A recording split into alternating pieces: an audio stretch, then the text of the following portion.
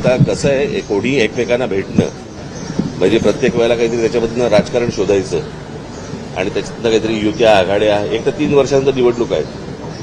आता तर काही परिस्थिती तशी नाहीच आहे. आणि दुसरी गोष्ट म्हणजे निवडणुका संपलेल्या आहेत. आता आज ते सत्तेवरती आहेत. आम्हाला जर काही समजा सजेशन द्यायची असतील, जर काही चांगल्या गोष्टी करून घ्यायच्या असतील तर त्याच्यासाठी भेट व्हायला नको की प्रत्येक वेळेला त्याच्यातनं काहीतरी आपल्याला शोधलंच पाहिजे, प्रत्येक वेळेला काहीतरी त्याच्यातनं आपण राजकारणच शोधलं पाहिजे, अशी काही आवश्यकता नाहीये.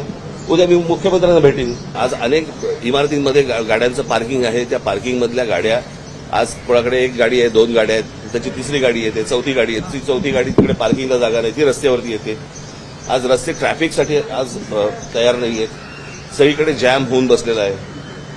हा प्रत्येक शहरांचा प्रश्न आहे.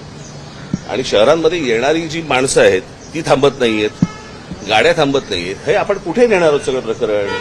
आणि त्या सगळ्या ह्याच्यामध्ये जर समजा तुम्ही त्या लोकांना काही पनिशमेंट नाही लावली किंवा तुम्ही चुकीच्या ठिकाणी पार्क केलं तर बाबा 5,000 रुपये तुम्हाला दंड बसेल किंवा डबल पार्किंग केलं तर 10,000 रुपये दंड, ही भीती जोपर्यंत येणार नाही तोपर्यंत शहरांना शिस्त येणार नाही.